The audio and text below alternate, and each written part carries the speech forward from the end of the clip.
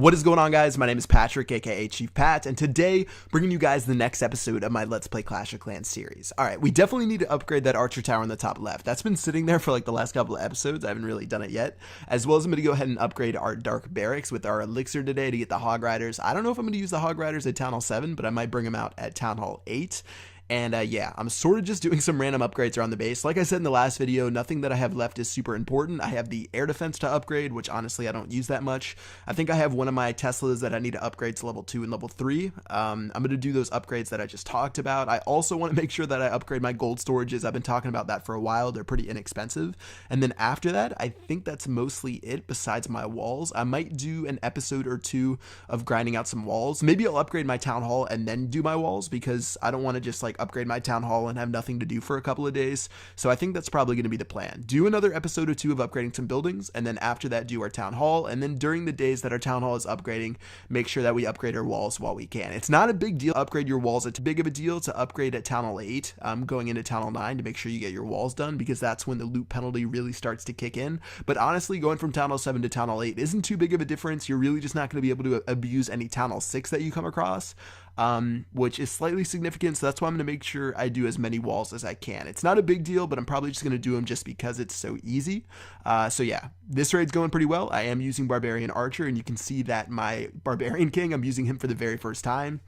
He is a beast. He's going to be able to take a lot of hits from the mortar, the archer towers, the cannons. Unfortunately, we don't have his hero ability just yet, so I'm going to make sure that I spend most of my Dark Elixir upgrading him. I don't think I'm really going to use too many Dark Elixir troops like the minions, I guess, and the Hog Riders until I join a clan, which I'll talk about more later in this episode. But I think it's better spent to upgrade my Barbarian King at this point, seeing as I don't use any of those other troops, and I want to make sure that I get the Iron Fist as fast as possible. And when you think about upgrading your troops versus your Barbarian King or Archer Queen, you really have to think about how many times you're going to use those troops. So for example, let's say I had to choose between upgrading my minions or my Barbarian King. I'm going to use my Barbarian King in every single raid that he's alive and that he still has hit points, whereas for minions, I might use them 2 out of every 100 raids. So if you're talking about a troop that I bring to every single raid in the Barbarian King, except when he is injured, compared to the minions, which I'm only going to use in 2% of my raids, it's definitely a no-brainer to upgrade the Barbarian King, because it makes a difference in so many more raids. It's the same thing that I talk about when I talk about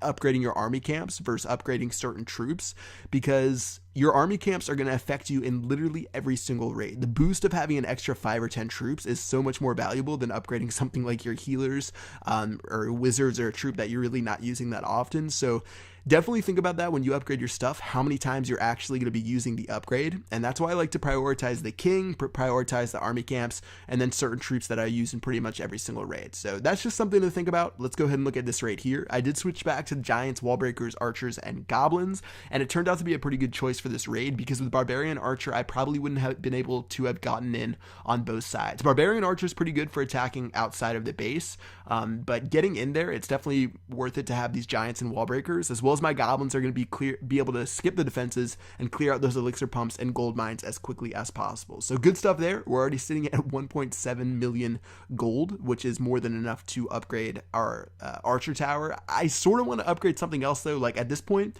I'm really more focused about upgrading the most expensive thing possible. So it might be better for me just to upgrade my Tesla instead of working on that, but we'll just sort of figure it out towards the end of this episode. So looking at what we got 249,000 gold, 236,000 elixir, 120 dark elixir, 9 trophies for our raid. So really not too bad at all. Again, that one was pretty simple, just had to break through both sides. And let's go ahead and check out this next one right here. All right, so 285,000 available of each. And like I said, usually when the gold and elixir match up, as well as you can see, he has things like a Halloween headstone. He hasn't been online in a long time, obviously, looking at the trees and like the stumps around his base. I'm thinking most of it's going to be inside of the mines and pumps. And yeah, whenever they're really closely matched and all the other things like the shrubbery, the tombstones, the fact that he's not in the league, all those match up, you definitely know that the majority of it, if not all of it's going to be inside the mines and pumps. So let me just go ahead and focus on that around the base. So goblins going down, dropping about 5 of them on each mine and each pump. Doing a pretty good amount of work at level 4. Can't wait till I get those to level 5 at Town Hall 8. They're going to be able to clear out things super fast. I think 5 is actually a really significant upgrade for the goblins. And yeah, we pretty much stolen all of the resources just by dropping those goblins and a couple of archers. Looking at where we're at 38%, 40%, and I guess I could probably go for 50% on this base. So I'm just going to drop a couple of troops around here. I only have a couple of archers left. I'm not really sure if this is even going to happen, but overall, a pretty solid raid, and we'll see what ends up happening in the end. As far as the clan goes, I know a lot of people have been asking about that in pretty much every video. I've talked about it before. The reason I don't have a clan on this account is because I don't get on this account enough to like warrant having a clan. I would just feel bad if I had a clan, and if I personally like was the leader of a clan and I didn't play this much on this account and I couldn't lead it and people expected to talk to me and to like participate in war and I wouldn't be there.